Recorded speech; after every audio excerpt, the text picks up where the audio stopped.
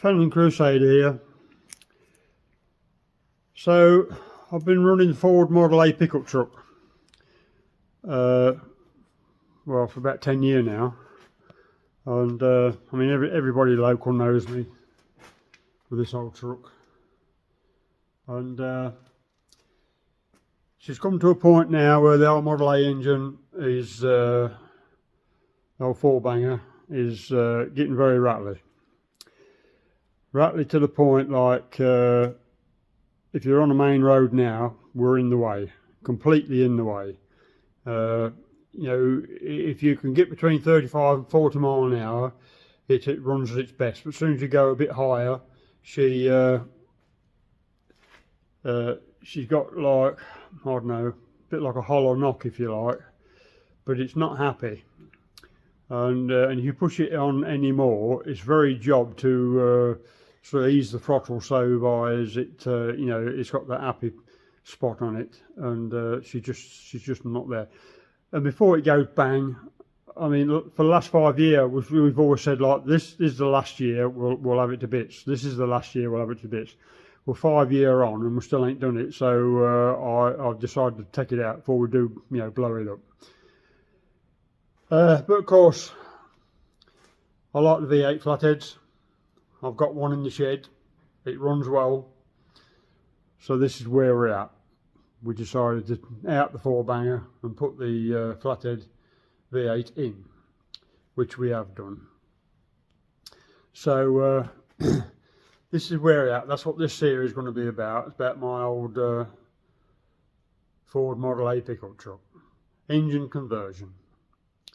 So sit back and enjoy, and someone's a little different from tractors, but obviously we're not leaving the tractors out at all. This is just another one of them things that I do.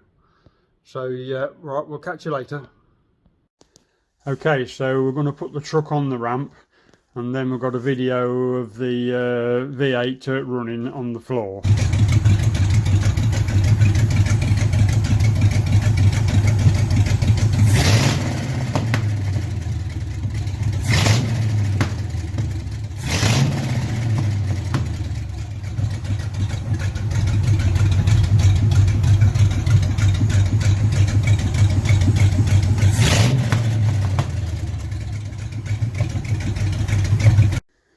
Right, so this is a French flat V8, flatty V8, and it's has the casting blocks on the bellhousing. So this is you know, the bellhousing with the blocks all ground off and all polished up, ready to fit into the truck. So just jumping forward, we're lifting the Model A engine and the gearbox out through the JCB teleporter, and sort of getting ready to put the V8 in.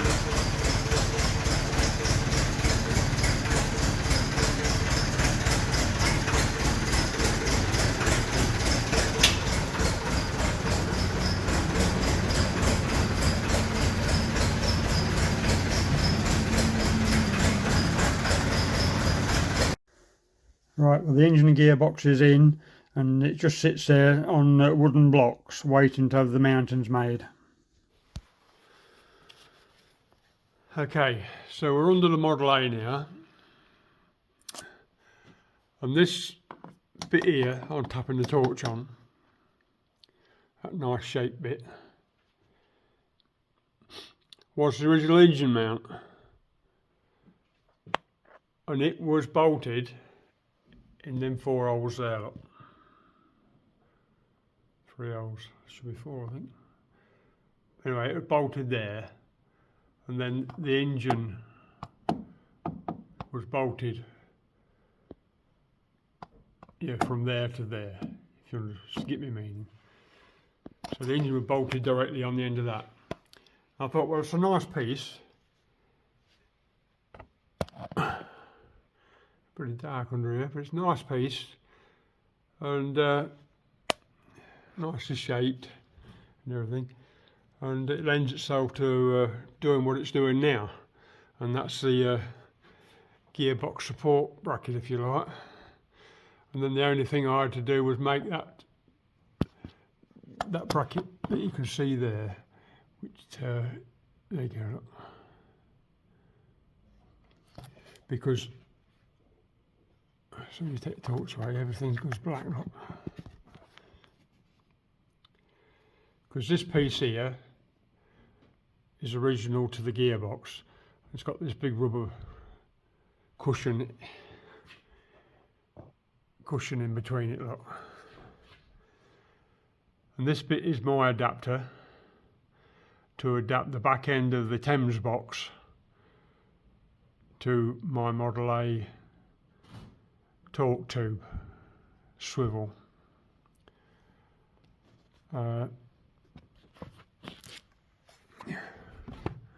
So all my torque tube, my speedo, all remains the way it should be.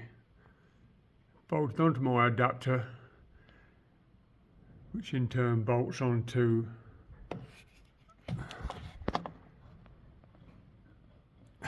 this plate. There's the adapter. That's the cushion that belongs to the adapter, and then this is the original plate. And the same on this side, look, I made a bracket, okay, cut a hole in to let some of the rods go through, and it's bolted to, can we see it? It's there, look, the other side engine mounting, and of course that engine mounting was bolted there, look.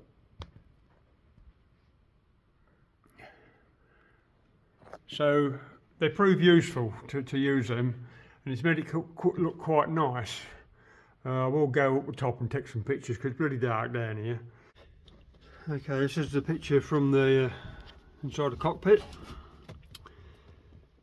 and you can see what I've done there, look. The engine mounting in the chassis with my little bracket bolted onto the original. Just move the light onto its original plate with the rubber cushion. So that plate is all isolated from the gearbox, if you like. It's got a big rubber bush cushion thing in there, and that's the other side mounting, look. Nicely sits into the chassis. And I've made my plate, and it works well. Because it's a Thames box, to have that plate that would have sat on here and come round here with your mounting hole in it, and then, you know, fitted to the cross member, wasn't an option really, because the back of the box didn't lend itself to that sort of thing. And plus, to get them sort of plates over here in England is not just easy like in America, where they're sort of almost on everybody's street corner. That's the other thing about this job. That's why I opted for a British Thames unit with a flathead V8 in it, because you got the 4-speed box, and yeah, it just bolts straight onto the back of the V8, whereas my Model A box won't bolt onto the back of the V8. You might say, well, we wanted a Model B box, or you know, a V8 box, but they're just not that easy to find around here or over here. There's the pedals, look, they're all bolted on that plate I showed you earlier. So my pedals are all in the right place. Gear sticker won't bend in because it's going to hit the dashboard there, look. But all in all, I'm really chuffed with that. That went sort of quite well. And there's my adapter plate. Look, you can see my adapter plate. And then the torque tube housing, look, is just bolted to it. And obviously the top's off there. Like, I've got to put the top on this, but I left that off so we could see it. The bottom housing's on, and I'm going to put a grease nipple in the back of them housings, drill and tap it out for a grease nipple so it lubricates the back of that. I know that it has some oil in there, but I'll give it a provision of the greaser as well, and then I know it's got it like. But so that's the gearbox sorted, and again, the floor fits. I've had the floor in, and the only modification I've had to do with the floor is just cut that little bit out there, look, make it a little bit wider, and just shave a piece off the bottom of that. But other than that, that all sits in there a treat. And same with tin bracket, it's pretty much that bit was in there. I've just got to widen that out for the top of the turret because it's just that little bit wider. But that'll all fit in there reasonably well. I'm quite chuffed with that, really. I'll just grab the torch.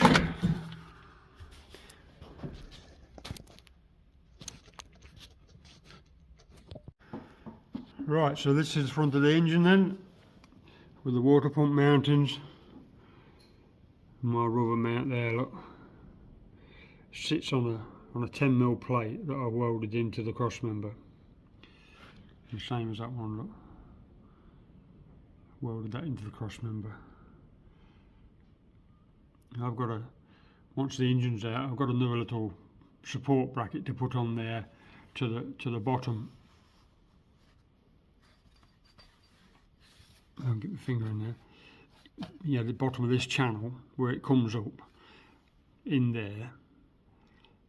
I've got to put a support bracket in there to the end of this, and then that's good. But so your mud guard sits on the chassis, and this about midway of the chassis. But like I say, it's welded on there. There's only way I could see for it to be right, to sit level, and of course the biggest thing for me was I wanted that in there, look, so I could get start handling. Now I know that caused a few issues, because obviously the front cross member now, if you look level, look, almost piped, colliding. I mean, I have got an option where I can dip this out to no detriment to the spring whatsoever, and then put a plate in. I am going to cut these shorter because they've got bloody great big long tails on them, look, so I can afford to cut that much off.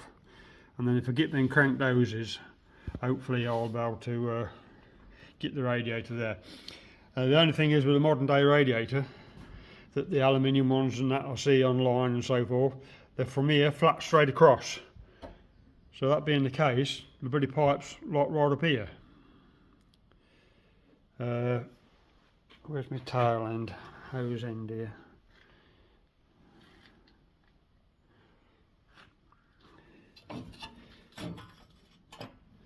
Okay, I can't find it. This is the bottom of the A radiator. Okay, and they've got this well on that drops in. If you follow me, cross member, it follows the cross member contours and goes over the top of that. So with that bit cut off water pump,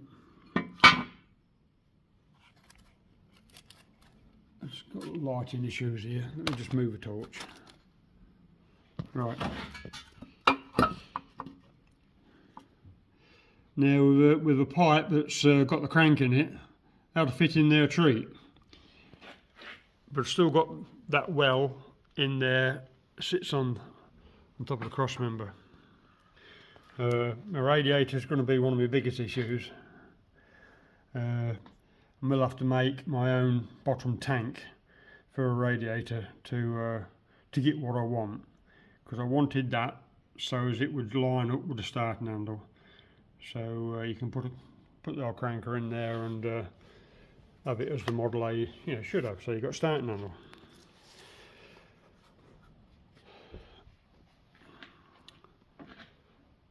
Right, I am going to alter this. Now that's a Rover V8 distributor. I'll machine the shank and change the gear for the big and little D connection and put that in there. And the video's on there of it running, and it's spot on, absolutely spot on.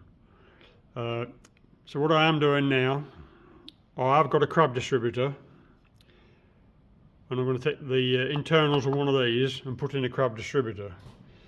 Now, I know that these things in America, people are converting them, but I'm going to do my own. So that's my crab distributor, and there's a few bits and pieces here, and I've got to just alter one or two bits. The base plate actually fits in there a treat, but I'm going to alter a few bits on the shaft, just modify them in the lathe, and I think I'll skip that all to come good. This is yeah,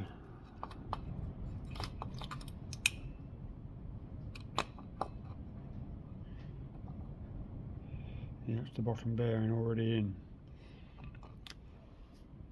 but yeah, it's this little gadget here. It's just a little bit on the long side, and I've got to do a modification to it, but that's something for the future. But for the moment, I'm going to leave that distributor in there as is, because I know she runs. And what I may have to do is, if I'm going to run it, I'll have to shorten it to shove it in a lot further. Now, I've already put another groove in there for the O-ring, but I may have to shorten it and shove it in further, because I've got an alignment issue with the side of my bonnet. When I've got the nose cone on, this bit here is sort of sticking a good ½ inch outside of my side panel, if you like, my bonnet. So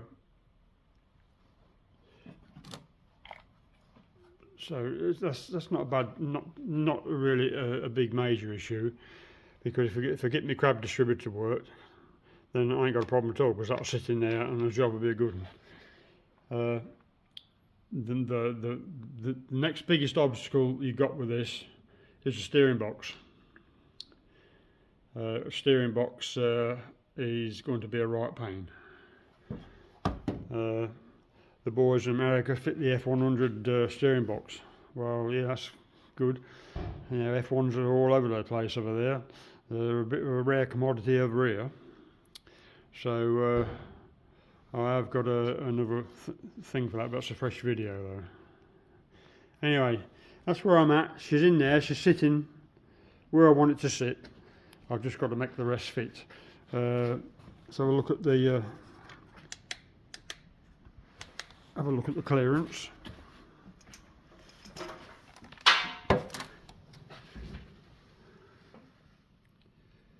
We've got clearance there. Now I'm going to do away with the pump. Because I've had the carburetor on here, I just took it off to get the engine in, but I did pop it on, and I'm going to gravity feed it. Because I mean, it's there and it's on the same level as the carburetor, so I'm going to gravity feed it. If it don't, I'll put an inline pump, but I can't drive my pump off there, because I need to modify that for my breather, because I don't want to alter the bulkhead. It's got good clearance, but as soon as you put the stack on it, like it collides with the bulkhead. I don't want to cut the bulkhead at all. So I'm going to modify the breather pipe and filler pipe so as it just leans forward a bit, so as I can get on it. And like I say, and I'm sure it'll gravity feed. I mean, it was running fine when I gravity fed it on the floor, so you know, I don't see any reason, because the tank's well above me. I mean, tank's right up here. So when you look where that is in relation to where the carburetor is, I'm sure it'll work okay. But anyway, bridges to cross, so I'll move on.